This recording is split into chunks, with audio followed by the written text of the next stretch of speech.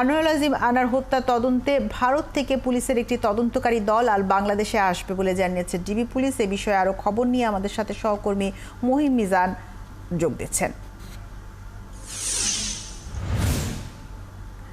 মহিম, জানতে চাই এই তদন্ত দলটি আসলে বাংলাদেশে এসে কোথায় তদন্ত করবেন, ঝিনাইদহে অথবা কোথায়? তাদের তদন্তের মূল বিষয় কি থাকবে, কখন তারা আসতে পারেন, কি বলছে বাংলাদেশের গোয়েন্দা সংস্থা?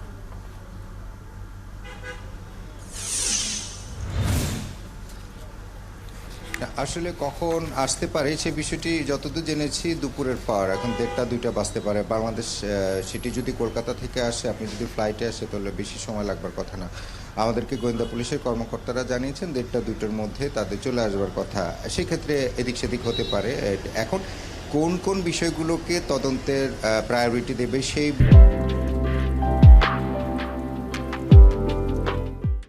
বিষয়গুলোকেই আসলে মাথায় রেখে, কারণ ওই ইন্ডে অর্থাৎ কলকাতার সাইডে সেখানে যারা গোয়েন্দা কর্মকর্তারা কাজ করছেন, তদন্তকারী সংস্থাগুলো কাজ করছে, তাদের কিছু ইনফরমেশন এবং সেটার সাথে বাংলাদেশে যারা গ্রেপ্তার হয়েছে বলে, আটক হয়েছে বলে গতকালকে আমাদেরকে স্বরাষ্ট্র মন্ত্রণালয় এবং স্বরাষ্ট্রমন্ত্রী এবং ডিবি প্রধান জানিয়েছেন, এদের সাথে এখানে যারা গ্রেপ্তার আছে তাদের সাথে হয়তো তথ্য আদান প্রদানের ক্ষেত্রে তথ্য সঠিক কিনা বা তথ্য যাচাই বাছাই এই সমস্ত বিষয়গুলো আছে। কারণ ঘটনাটি কোন ইন্ডে ঘটেছে সেটি আলোচনার বিষয়।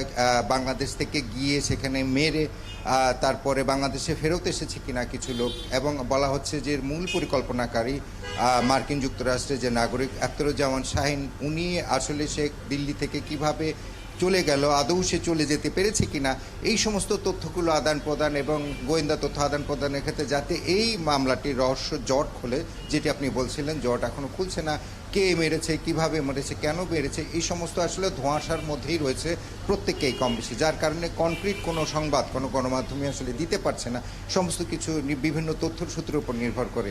এবং মহিমিজান, এই তদন্ত দলটি ঝিনাইদহে যাওয়ার কোনো সম্ভাবনা রয়েছে কিনা, এক? আর দ্বিতীয়ত জানতে চাই যে যারা ইতিমধ্যে গ্রেফতার হয়েছেন তারা, তাদের পাসপোর্ট জব্দ করা হয়েছে কিনা, তারা কলকাতা গিয়েছিলেন বা দিল্লি গিয়েছিলেন কিনা, আর সেই বিষয়ে বা তাদের আসা যাওয়া সেই বিষয়গুলোতে কোনো তথ্য হাতে এসেছে কিনা?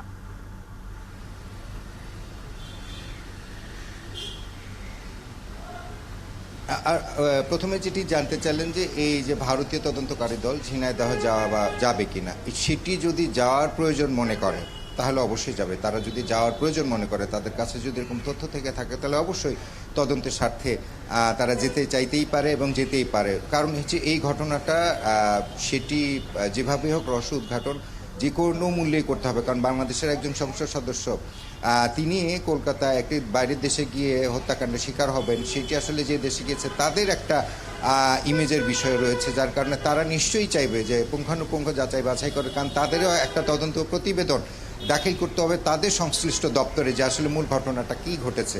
তো সেই ক্ষেত্রে তারা আসলে ঝিনাইদহ যেতে চাইতেই পারে, খুবই স্বাভাবিক সেটা। কিন্তু তারা আসার পরে আমরা এখানে যারা ঊর্ধ্বতন গোয়েন্দা কর্মকর্তারা রয়েছেন তাদের সঙ্গে কথা বলে আমরা বুঝতে পারবো। আর যে জিনিসটা বলছেন যে যাদের 3জনকে আটক করা হয়েছে তাদের পাসপোর্ট জব্দ করা হয়েছে কিনা, তাদের পাসপোর্টে এই সময়ের মধ্যে ভারতে যাওয়া আসার কোনো তথ্য উপাত্ত বা নথিল আছে কিনা, সেই বিষয়গুলো আসলে খুঁটিয়ে দেখা হচ্ছে। যার কারণে আসলে গোয়েন্দা কর্মকর্তারা যারা এই ঘটনার সঙ্গে ওতপ্রোতভাবে কাজ করছেন তথ্য উদ্ঘাটনের জন্য, আপনার রহস্য উদ্ঘাটনের জন্য, তারা আসলে কোনো নিরপরাধ যাতে কোনো দোষী না হয় এবং অপরাধী যাতে পার পেয়ে না যায়, সেই সমস্ত বিষয়গুলোকে মাথায় রেখে কিন্তু তারা কাজ করছেন। এখানে যদি কারো ইনভলভমেন্ট সেভাবে না পাওয়া যায় তাহলে তাদের ছেড়েও দিতে হতে পারে, আবার যদি পাওয়া যায় তাহলে সেই বিষয়গুলো কোন প্রেক্ষিতে কি করছে অবশ্যই সমস্ত কিছু আসলে তদন্তের মাধ্যমে জানা যাবে। এবং এখন পরিষ্কার করে তথ্য দুপক্ষ থেকে, অর্থাৎ বাংলাদেশ বা ভারত, কোনো পক্ষ থেকেই দেওয়া হচ্ছে না, যেহেতু বিষয়টি তদন্তাধীন রয়েছে।